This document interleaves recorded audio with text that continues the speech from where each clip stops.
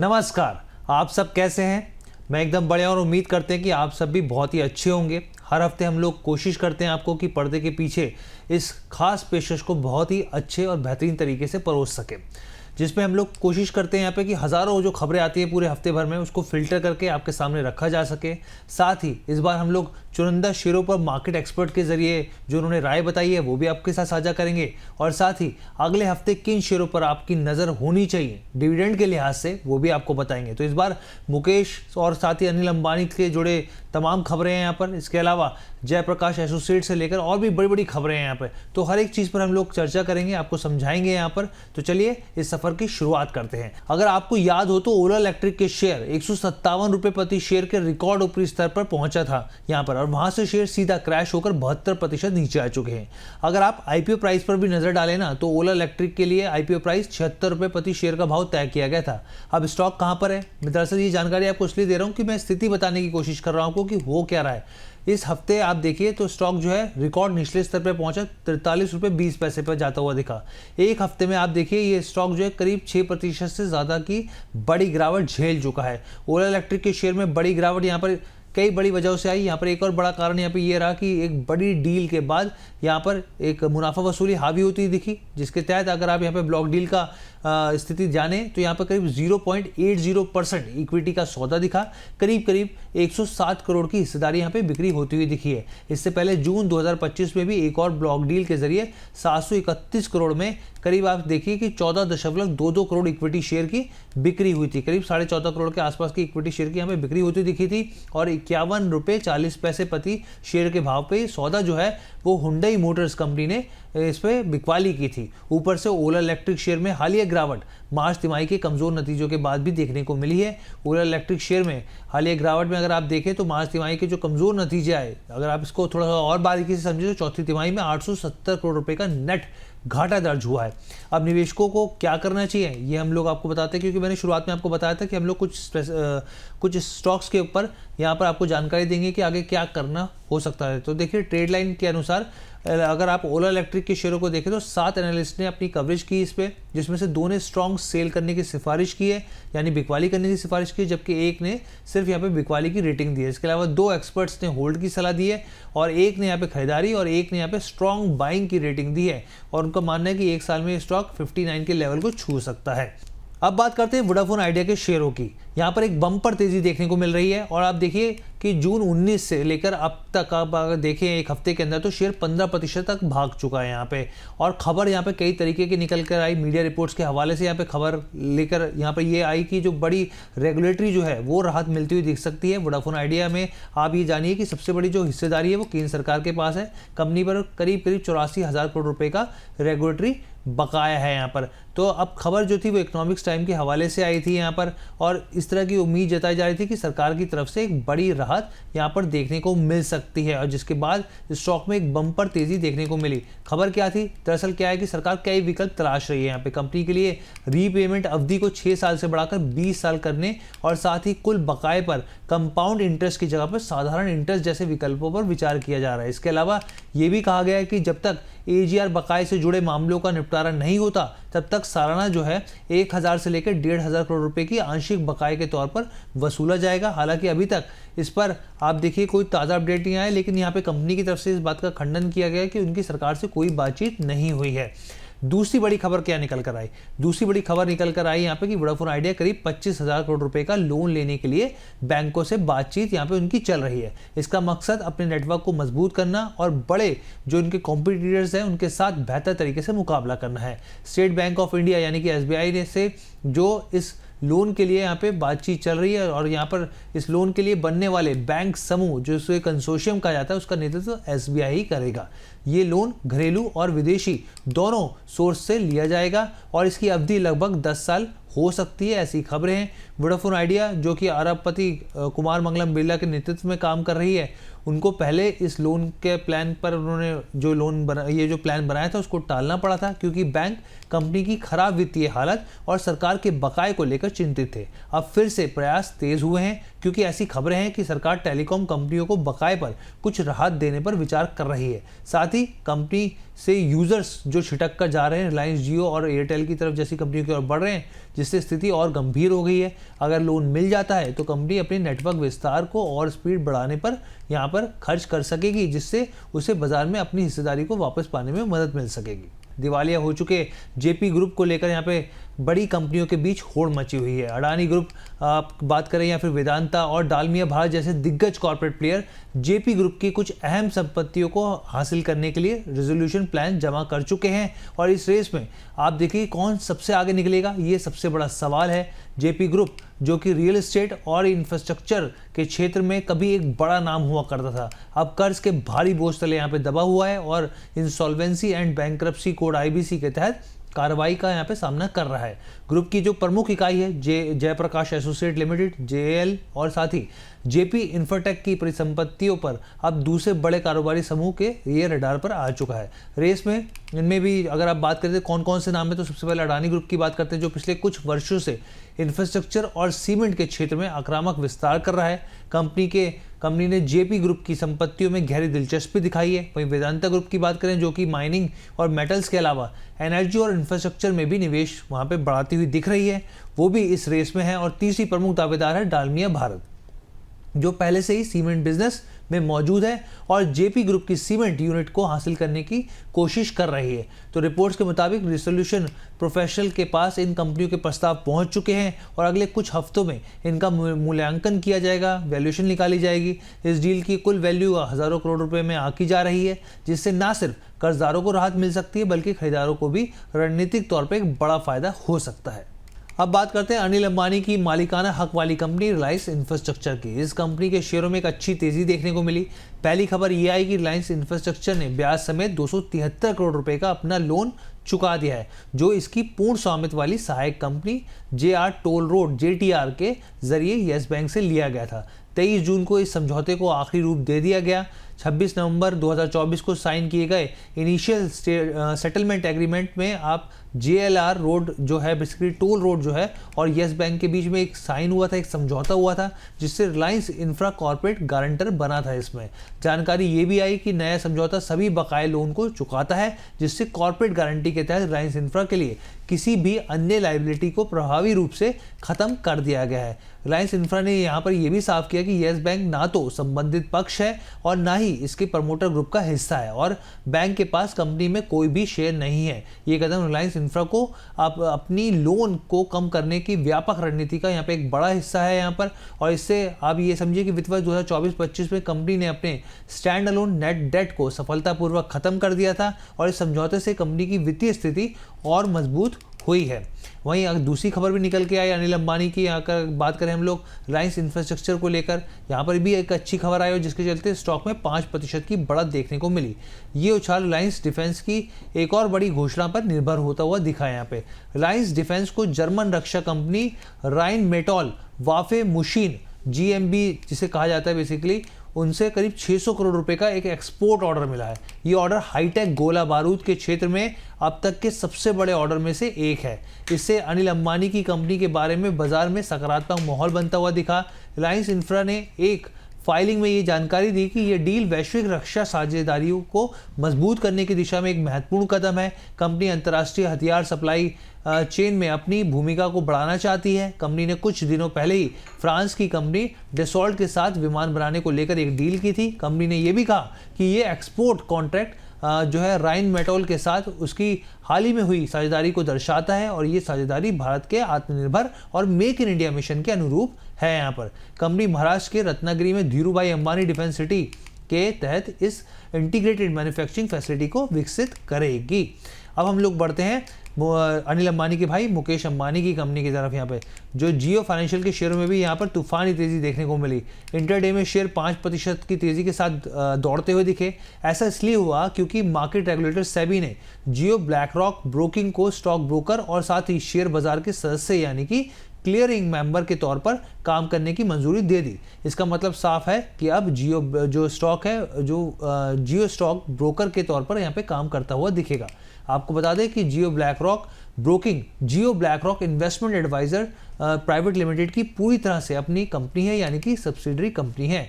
ऐसे में कंपनी का यहाँ पर बयान भी आया जिसमें जियो ब्लैकरॉक इन्वेस्टमेंट एडवाइजर्स के एमडी और सीईओ मार्क पिलग्रिम ने कहा कि जियो ब्लैकरॉक इन्वेस्टमेंट एडवाइजर्स के जरिए हम छोटे निवेशकों को व्यक्तिगत तौर पे सलाह दे पाएंगे। अब ब्रोकरेज के साथ हम अपने दम पर निवेश करने वालों जो सेल्फ डायरेक्टेड इन्वेस्टर्स हैं उनके लिए एक एग्जीक्यूशन प्लेटफॉर्म भी लाएंगे। अब हम लोग एक और कंपनी की बात करते हैं, रिलायंस इंडस्ट्री से जुड़ी हुई है। यहाँ पर आलोक इंडस्ट्रीज की बात कर लेते हैं। यहाँ पर 5 दिनों में शेयर जो है 9% तक यहाँ पर भागता हुआ दिखा है। हफ्ते की तेजी के दौरान शेयर 21.5 रुपये के उच्च स्तर पर भी पहुंचता हुआ दिखा।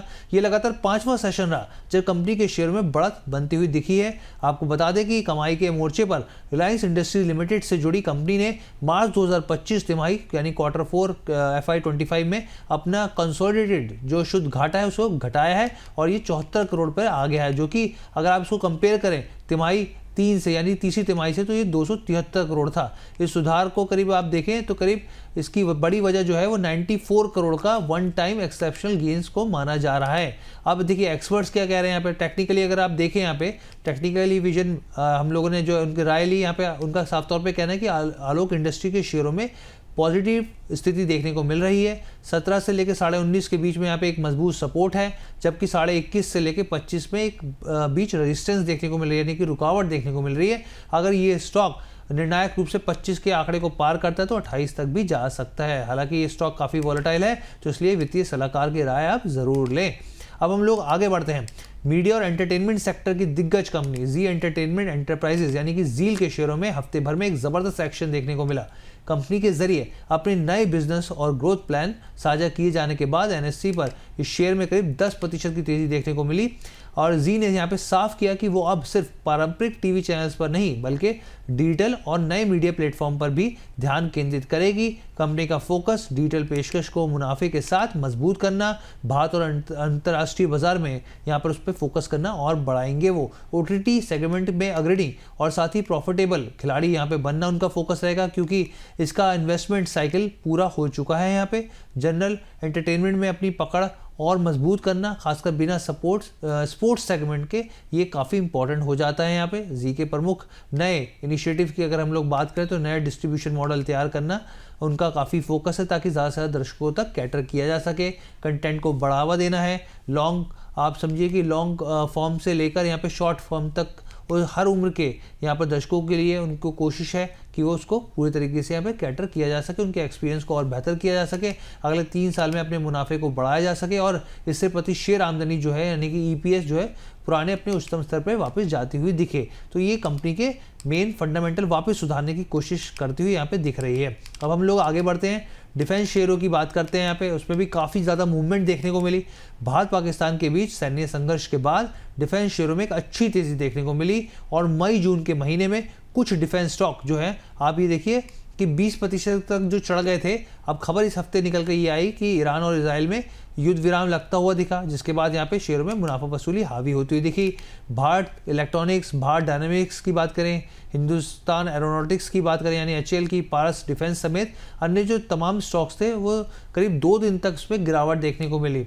अब यहाँ पे आपके मन में सवाल होगा कि भाई की गिरावट आई क्यों, यहाँ पर सीज फायर का ऐलान हुआ तो यहाँ पे तो देखिए बेसिकली यहाँ पर क्या होता है कि जब भी डिफेंस स्टॉक्स या कोई किसी भी देश में युद्ध हो आपस में छिड़ता है तो डिमांड बढ़ती है यहाँ पे हथियारों की, और उसकी वजह से कंपनी को ऑर्डर मिलता है और इसी वजह से यहाँ पे स्टॉक्स में तेज़ी देखने को मिली। और युद्ध विराम होता है तो फिर वो जो सेंटीमेंट्स है वो थोड़े से बिगड़ते हुए दिखते हैं। अब ऐसे में निवेशकों को करना क्या चाहिए यहाँ पे, तो देखिए देश के दिग्गज brokerage firm Motilal Oswal financial services limited के एनालिस्ट ने यहाँ पर डिफेंस शेयरों पर अपना नज़रिया शेयर किया है और उन्होंने साफ तौर पे यहाँ पे देखिए रुचित जैन जो है उनका ये कहना है कि पिछले कुछ सत्रों में डिफेंस सेक्टर के जो शेयर हैं वो काफ़ी उसमें आंशिक तौर पे एक मुनाफा वसूली देखी गई है। हालांकि इन शेयरों में आप देखिए जो रुझान है वो अभी भी पॉजिटिव बना हुआ है और यहाँ पे उनका ये भी कहना है कि निवेशकों को Bharat electronics, Hindustan aeronautics limited और सोलर जो इंडस्ट्रीज़ है जैसे जो डिफेंस शेयर है उसमें अगर गिरावट आती है तो उसमें खरीदारी का नज़रिया रखना चाहिए।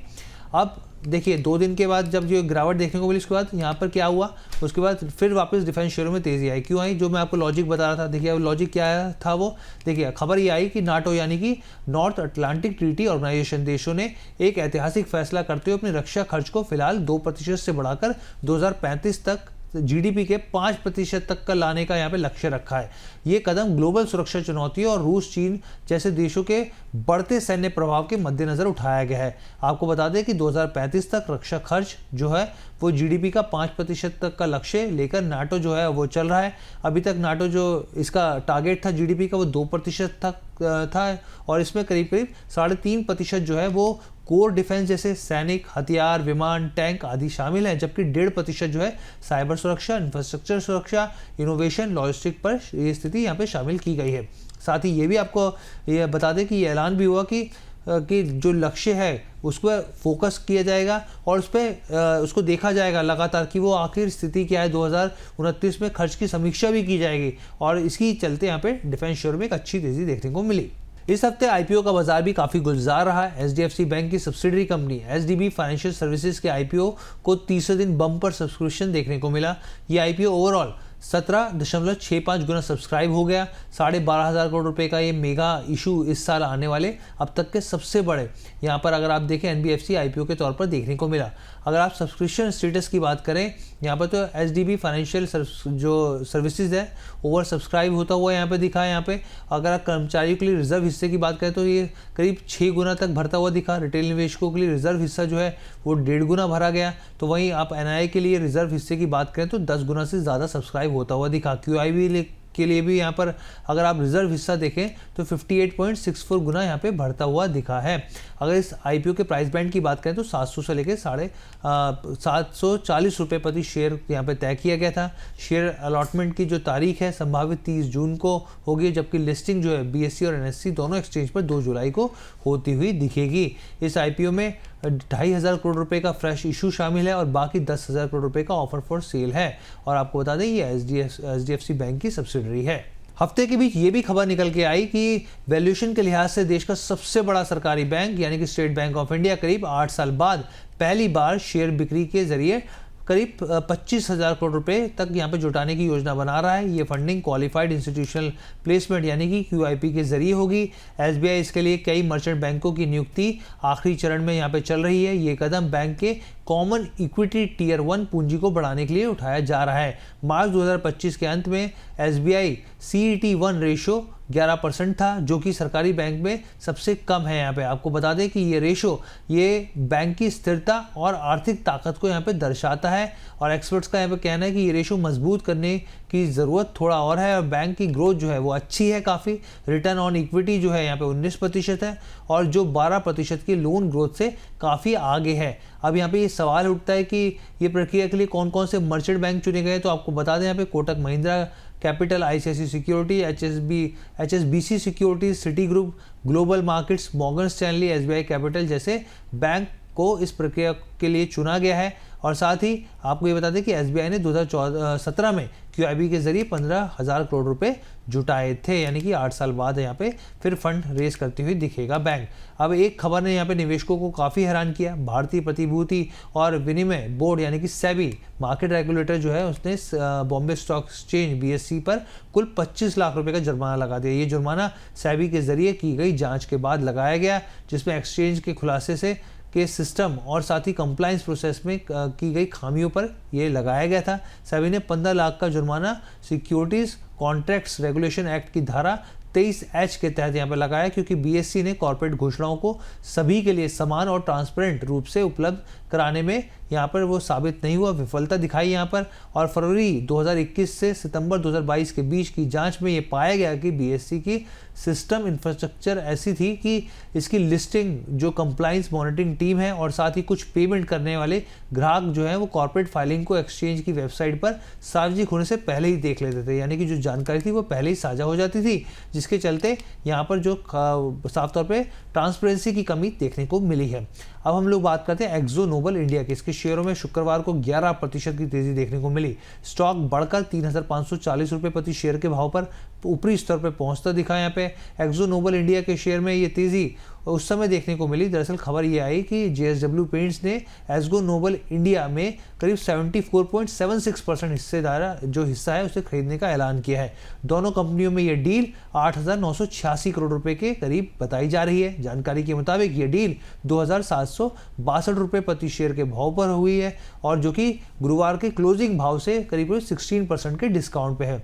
एक्जो नोबल इंडिया की promoter company imperial chemical industries अपनी पूरी करीब 50.5% की हिस्सेदारी और एक्जो नोबल कोटिंग्स इंटरनेशनल अपनी पूरी करीब 24.5% की हिस्सेदारी बेच रही है। ओपन फॉर ऑफर और शेयर खरीदारी समझौते के पूरा होने पर यहाँ पे JSW पेंट्स के पास कंपनी की करीब 75% तक की हिस्सेदारी आ जाएगी। ये deal CCCI competition commission of India समेत अलग अलग रेगुलेटरी मंजूरियों पर निर्भर करेगी।